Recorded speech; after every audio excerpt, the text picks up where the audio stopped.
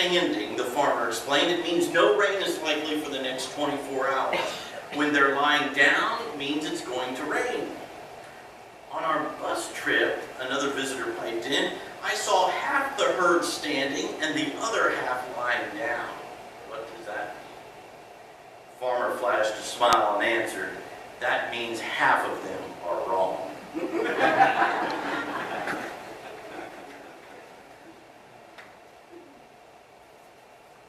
You think of Samuel today in this reading that Dick shared a few moments ago about his first encounter with the voice of God and the first evidence that God was going to move him and call him to something bigger to serve him in the future years of his life. And I have seen evidence of God calling people of all ages. I don't know exactly how old Samuel was. We don't know. He was a young man, though, as a boy. And we know, though, that God calls people of all ages. They can be as old as 70, 80, heavens, 90 or more. And God might call us to do something that we had never expected the Lord to call us to. I am celebrating personally this month the end of the first half, you might say, of my 30 years of ministry. 15 years completed as of the end of June. And one thing I can say for sure, it has gone fast. Another thing I'll say for sure is I don't think I probably would have imagined I could find something that brought me so much joy and felt like it was never going to work any particular day. It was just, it's not like it's always, parade and all that kind of thing. But nonetheless, I give God thanks for all those 15 years. And there's been pain, there's been trials along the way that's always going to be that way. I came across a story last evening that just stopped me in my tracks because I thought this would be a good story to share, especially as we heard the story of Samuel today, as we all consider our own times that we've heard God call to us, and God has helped us in discernment to decide where we need to go and what we need to do. Came to mind too when Betty was sharing about Bud Noel and his life. So I invite you to just listen to this story that Christine and I are going to share with you over the next few moments. It is not autobiographical of me. I did not write this. But I know that in this story I see myself, and you might too. He had grown up in a fashionable suburb of a large American city, a cosmopolitan area of considerable size and sophistication. He was a winner from the time he was born. One of those babies that comes into the world with a smile and a confident air that life is friendly and meant for success. Oh yes, he did his share of crying, and as an infant or preschooler, he had his share of sickness. But all in all, he was the kind of boy you would expect to see in a prize-winning television commercial. In elementary school, he was always liked by his teachers, although with his healthy, all-boy personality, he steadfastly avoided giving any appearance of being a teacher's pet. He knew the turbulence of the teenage years, but that didn't stop him from excellence in that rare combination of athletics and academics. In a way, he was the kind of son every parent dreams of. He was bright, but not conceited, handsome, but not stuck on himself, well-groomed, polite, well-organized, but just easy and mischievous enough to make him the life of most any party. Although he was full of passion and a favorite of the girls, his upbringing and his Christian convictions kept his passion under control. In fact, it was his Christian convictions that had his father a little bit worried. His father was a supporter of the church and had served a term as a board member. He attended regularly, spoke favorably of the church, and generally encouraged his son's participation in church activities, although he freely acknowledged that it was the boy's mother who was really the religious one in the family. Although the son was a leader in school in every way, he was also active in church. He rarely missed youth meetings, sang in the choir, and even attended an early morning Bible study. One summer, he went on a youth work camp to the Appalachians to help build a community center for the poor minister had asked him to preach the sermon on Youth Sunday. He received a lot of compliments. A lot of people told him he would make a good minister. It was his senior year in high school, and he was more active than ever as a leading athlete, president of his class, and as one of the best students academically. He scored very high on his SATs, and he kept active in church. The youth leaders asked him to lead some Bible studies for the middle school group. Once again, almost by popular demand, he was asked to preach on Youth Sunday. Once again, the compliments came rolling in. "You should be a minister," said one of the dear saints of the church. An older gentleman, one of the patriarchs of the church, said he had a gift for preaching. Perhaps he ought to consider the ministry. The boy smiled and thanked him. It all happened deep in January after the father had been on an extended but very successful business trip. The father had already been very successful, reaping a handsome income that provided a fine home and cottage with skiing in Aspen and surfing in Hawaii. If shortages of cash flow was a preoccupation of some families in the neighborhood, such was not the case in this family. They were careful not to flout their wealth, but neither were they secretive nor miserly. They had and enjoyed the good things of life. Flying back from his trip, the father looked forward to sharing all the good news of his success with his family. In fact, he already was planning a family trip to celebrate the sizable increase in income. But perhaps more than that, he was dreaming about his son. To be sure, he had his ups and downs with him like most fathers, but all in all, he was immensely proud of his boy, as was almost everyone else. Now he was dreaming of the day when his son might come into the business with him and take it to even greater heights. Of course, first there would be college and hopefully a master's degree in business administration from Harvard, and it might be a good experience for him to work for someone else for a while, but eventually he dreamed of the day his son would join him in the business. He knew his son had the ability to do almost anything with his high grades and positive, hard-working attitude. The son had spoken some of medicine and law. He had the rare ability to excel in both science and literature. The father contented himself with the thought that the son might enter one of those professions. But beyond that, he longed for the day the son would be a full-fledged partner with him in his successful business. It was one of those rare evenings in upper middle-class life when everyone planned to be home. Mom had prepared a wonderful welcome home dinner in the dining room with leisurely dessert scheduled for the living room beside the fireplace. It was then, by the fireplace, that it happened. The father and the family had enjoyed animated conversation throughout dinner, and now by the fire, everyone was on the third cup of coffee. There was a lull in the conversation, and the son spoke up and said, "Dad, I've got something to tell you." "Yes."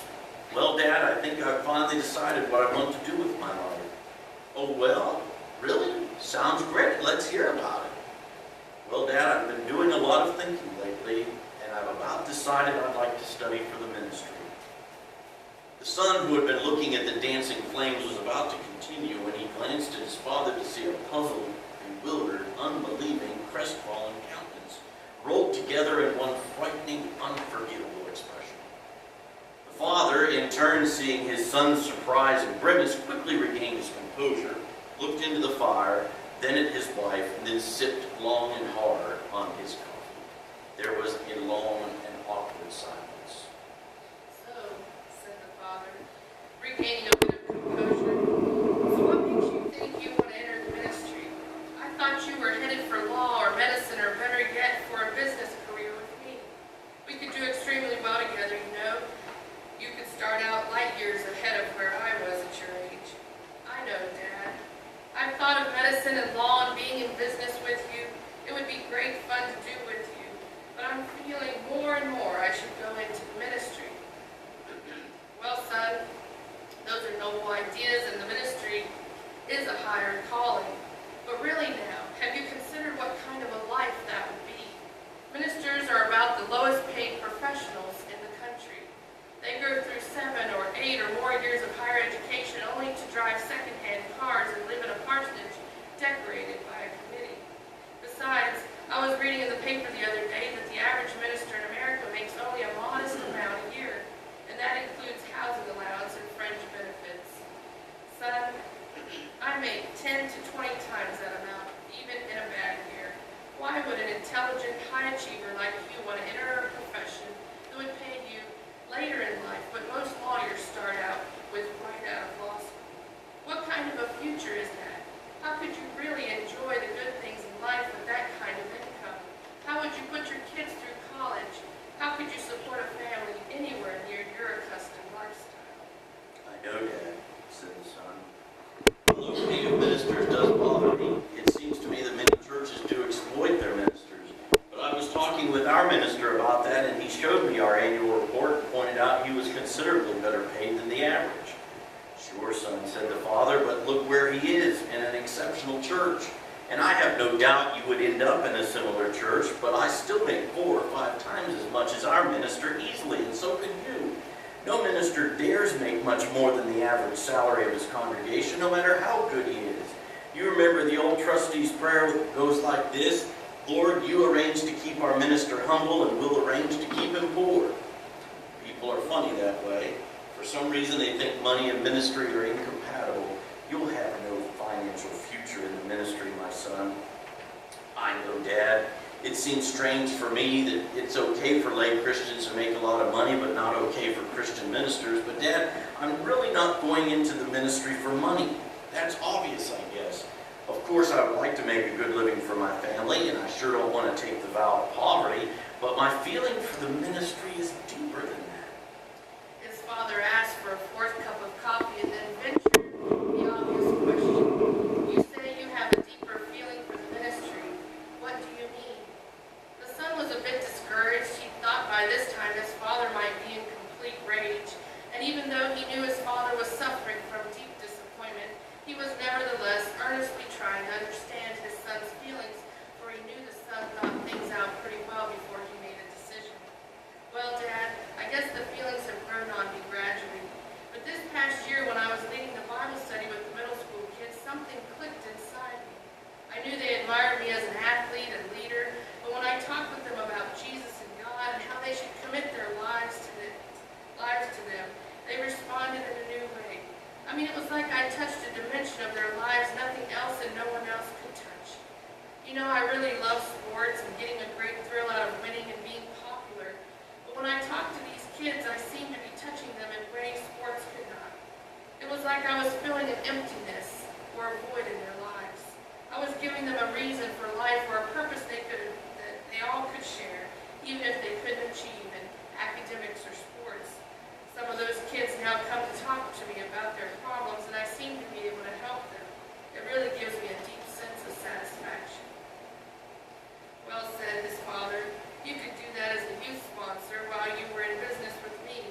You could be a board member, a teacher, and all that, and still not enter the professional ministry. That's true, said the son as he shifted his weight and leaned forward in his chair.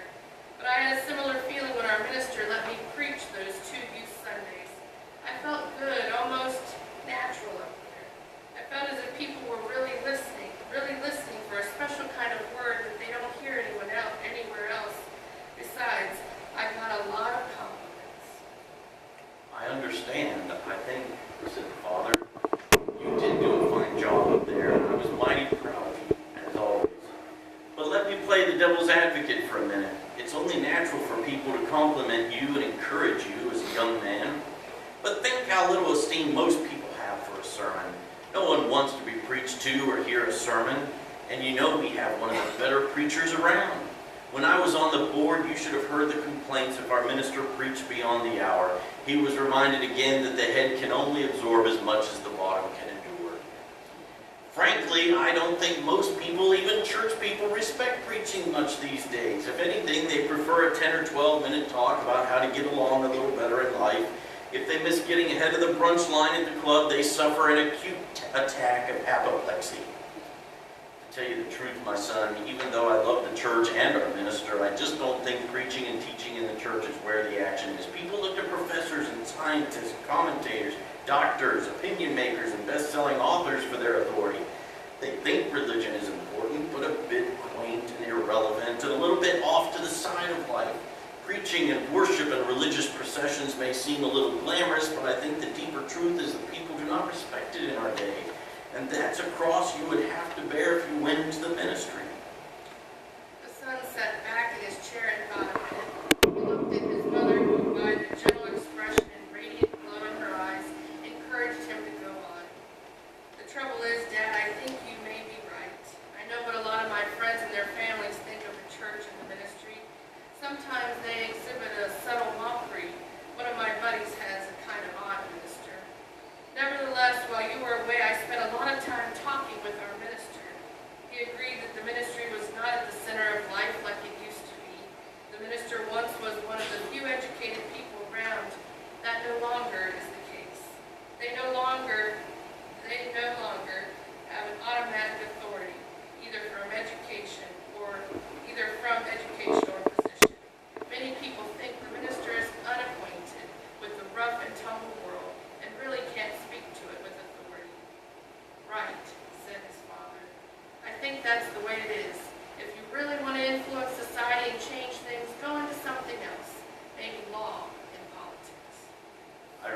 that very question with our minister, said the son.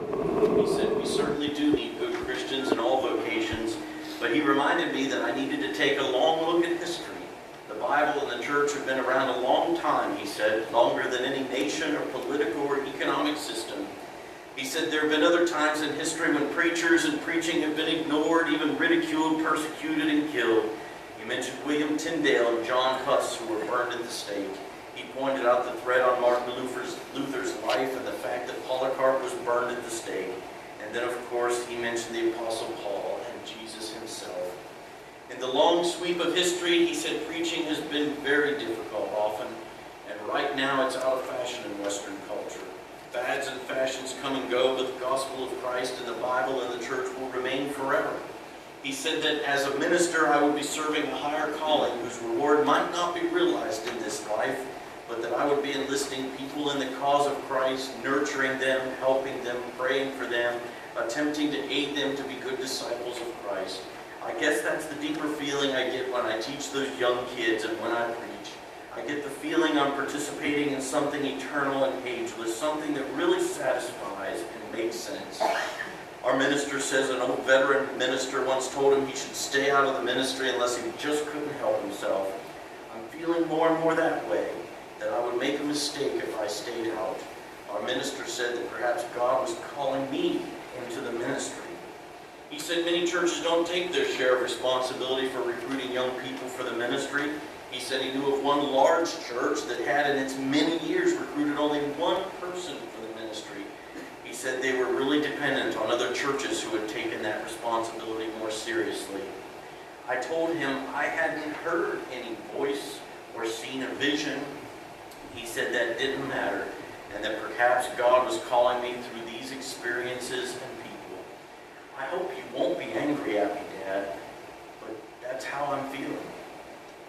Well, what is a father to do? This one thought deeply as he sipped his coffee. And despite his personal heartache, he had a deepening respect for his son, whom he loved and admired so much. He realized as he spoke that his own deep feelings about the church and the ministry were being exposed.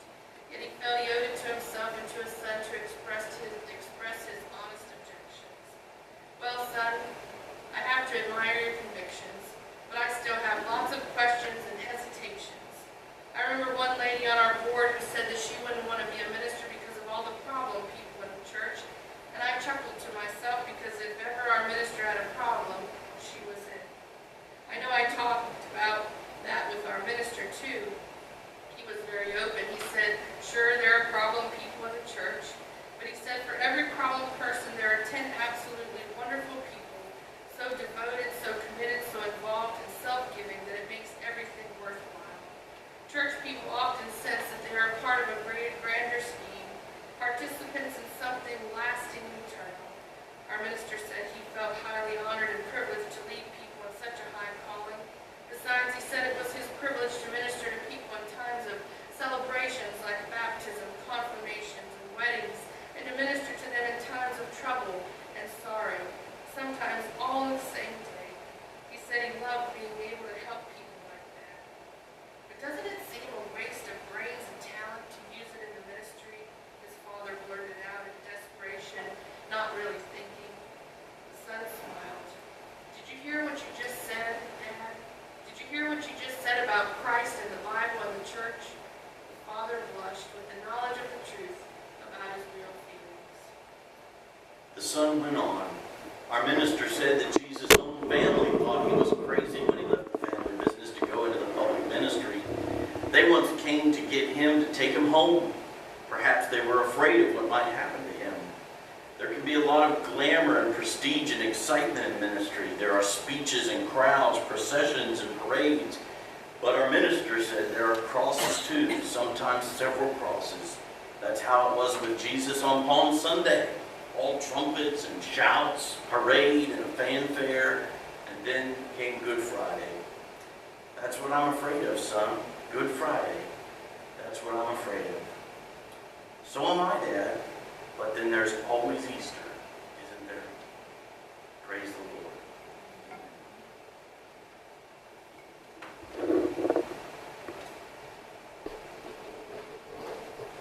That's our That's our faith as believers in Christ. No matter how dark Good Friday may feel to us, we know the promise that Easter is on the way and Easter is coming. And I can say confidently that it is my privilege, as I reflect on 15 years of ministry, to minister to such a church family as this one in times of baptisms, confirmations, weddings, but even in just the ordinary times of our life, even times of sickness and stress and challenges. And I couldn't be more happy than be your pastor. I'm so thankful to say that in the book of appointments for this year, I've been appointed to Chesapeake for another year, and I praise the Lord for that. And Christine is well appointed as your associate pastor, and we just pray that the Lord's blessing will be with us throughout this entire year and beyond. And I invite us, as we respond to God with song today, we're going to sing that favorite hymn from our hymn book, Here I Am, Lord. And as we reflect upon that story and the story of Samuel from the scriptures this morning, if the Lord has put on you, on your spirit today, a prayer that you would like to bring before the altar rail is open for your prayer. Whether it's a prayer of commitment or just a simple prayer to God, asking if that's you, Lord, if that's you, God, speaking to me. And if it's just a prayer